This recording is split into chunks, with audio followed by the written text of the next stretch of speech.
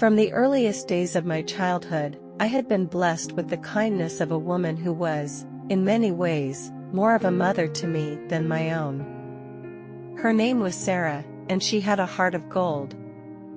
Sarah's nurturing warmth enveloped me, offering solace and comfort when I needed it most.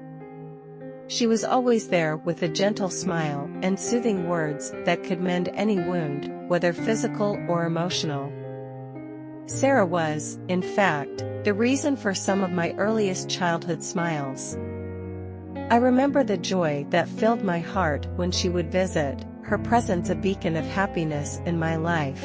She was more than just a friend, she was family, a true and loyal companion. She knew the depths of my soul and shared in my dreams and hopes. The day of her departure to her new home in Dublin was a somber one. I couldn't contain my tears, for the thought of her absence weighed heavily on my young heart. The prospect of her leaving felt like losing a piece of my world, and it was hard to grasp. Her departure marked the end of an era, and I was left to face the uncertainties of life without her guiding presence.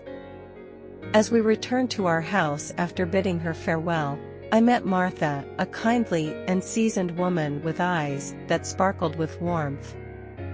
Her blue eyes held a wealth of stories and wisdom, and they seemed to offer a comforting embrace.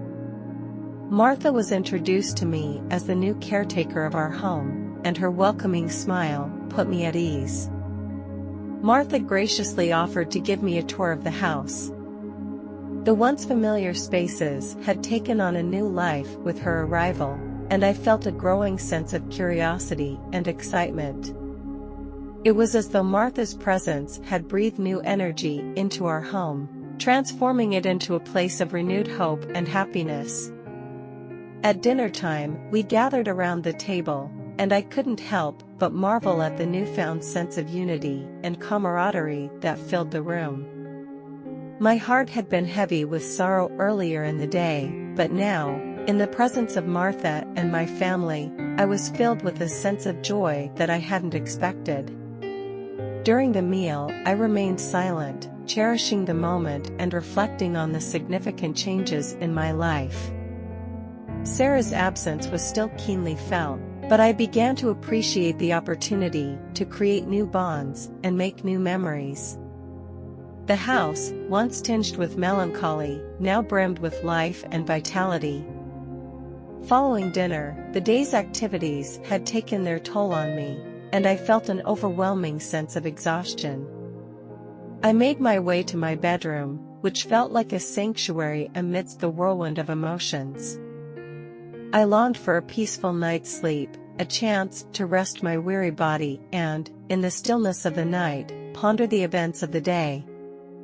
As I lay in bed, I closed my eyes and allowed the events of the day to wash over me. The images of Sarah's departure, my introduction to Martha, and the newfound happiness in our home blended into a tapestry of memories. The tears I had shed earlier were now replaced with a sense of acceptance and optimism.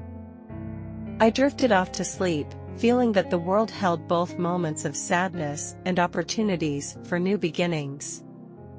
The pain of farewell was softened by the promise of the future, and in that peaceful slumber, I embraced the idea that life was a journey of transitions, each offering the chance for growth and renewal.